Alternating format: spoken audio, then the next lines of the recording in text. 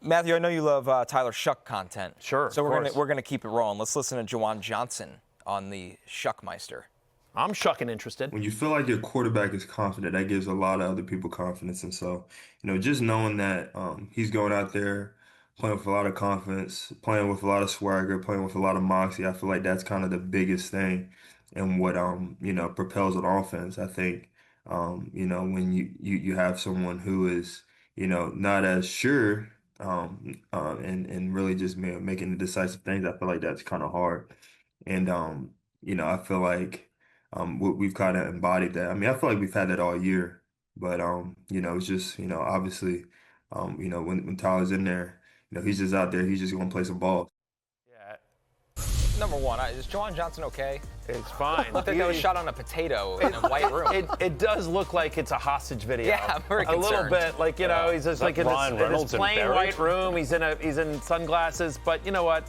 Listen, I will hear no Juwan Johnson slander on this show. Awesome. He's shucking awesome, right? He won me a title in year one, obviously against Stupid Dev, the first of my back-to-back titles. By the way, little Marvin Harrison, Jacoby Brissett vibes in that presser. When he's talking about Shuck, he's like, oh, man, this guy. Yeah. It's like face is lighting up. Yeah, exactly. When guys do that, believe them. Oh, yeah, that's a little Des Bryant-y. That's my quarterback. Is very excited about Tyler Shuck. Yeah. The poor rat man.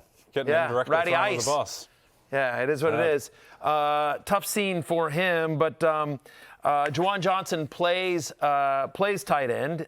He's been a part of this. Now he's going to be on a bye this week as well. Some other tight ends that are available include Cade Otton, who we just talked about. 12 targets in Week 10 for Cade Otton, who is prone to having weeks like this when all else fails in their pass-catching group. Baker will lock on to him. It's just a matter of, Jay, if you believe in the consistency of it. But maybe a shootout script here. That would be the hope, is that Josh Allen, coming off that rough week, should be able to move the ball against the Bucs secondary, and the Baker's going to have to be able to keep up. And so Cade Otton, it's just he has these stretches and then he just disappears. Completely. Like, it's in and out. And it's just you know what's coming week to week. Over the last 2 years, if you look at his numbers without Mike Evans, I know, which is weird because they're obviously such different types of players, but just for whatever reason, when Mike Evans is out, Cade Otton is somebody that Baker looks to. He's 5 straight games now with at least 5 targets. He had a 28% target share last week. Believe it or not, now again, it's a low bar to clear because of the tight end position, but since week 5, he's a top 10 fantasy tight end on a points per game basis. He's had double-digit fantasy points in 4 of the past 5.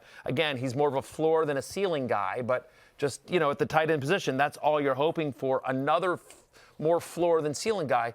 Dalton Schultz, Connor. Target share is ridiculous. They throw him the ball in the flats. If you're in PPR, he's going to get his. You always have a chance for a touchdown with Dalton Schultz. But what I like about him is we talk about all these touchdown-dependent tight ends. That is not necessarily him. As you look at 2 of the 4 of these, he had double-digit points without a touchdown. So this is somebody that could just chew up a lot of catches and yards, Jay, in a Texans passing attack that there hasn't been a lot of consistency, but he's been consistent. Yeah, and the good thing is that he's been able to do this with both Stroud and Davis Mills. He had the big game against the Seahawks. They didn't do much against the Niners, but the Texans, they had the running the ball the entire game, and they were playing with the lead there. Probably going to be playing with the lead against Tennessee, but they're going to have to throw for some stretch. And whether it is Stroud or Davis Mills isn't very good, and he wasn't great against the Jags, but he showed that he could get the ball to Dalton Schultz. Theo Johnson also on this list, Matthew, 58% available. He's coming off a week with 8 targets. The only thing with this one is games of the Packers for fantasy have just been gross year-wide. And then also, what is this quarterback situation going to look like? That's the problem. Is do we expect Jackson Dart to play this week under a new coaching staff, or at least a new interim head coach for the New York Giants?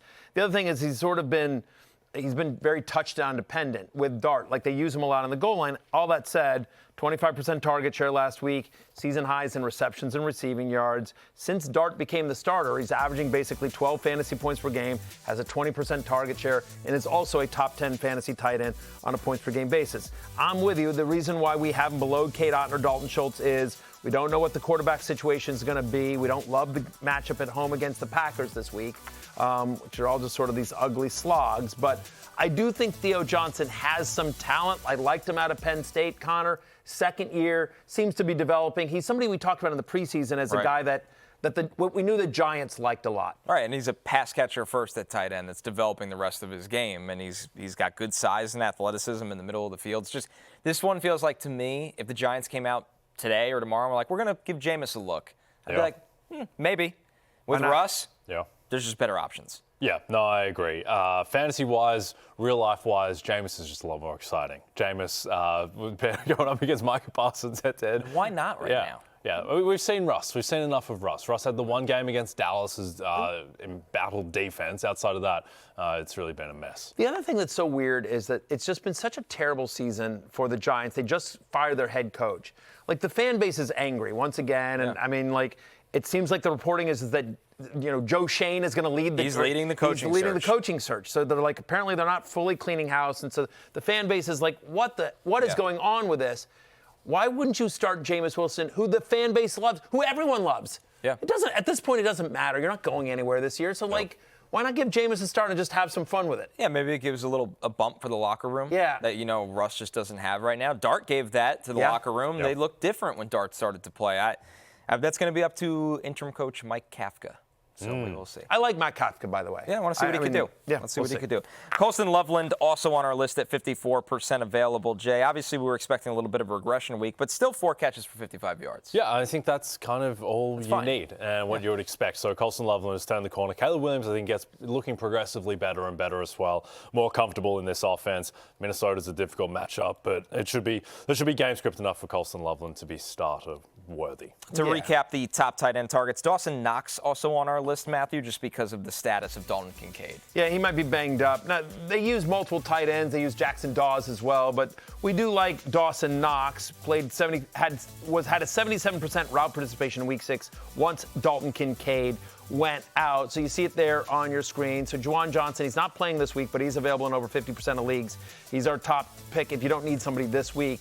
Then you've got Otton and Schultz, Theo Johnson, as we just mentioned, Colston Loveland, who over the last four games has had a higher route participation than Cole Kmet. So even when Kmet's been healthy, it's been more the Loveland show lately. If you need a defense, the Falcons against the Panthers, 89% available. The Falcons' defense in fantasy has been pretty solid this year with all their young talent. The Cowboys, which defense hasn't been very good. Could be better now, though.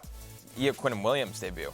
That should help a lot. Against the Raiders offense, which has had their struggles, and then the Bears against the Vikings after McCarthy threw a couple picks last week, 71% available. He does not.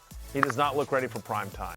Hey, it's Matthew Berry from NBCSports.com and RotoWorld.com, and I want to thank you so much for watching whatever it is you just watched, or if nothing else, being too lazy to click out of the autoplay after this video started, after whatever it is you actually wanted to watch finished.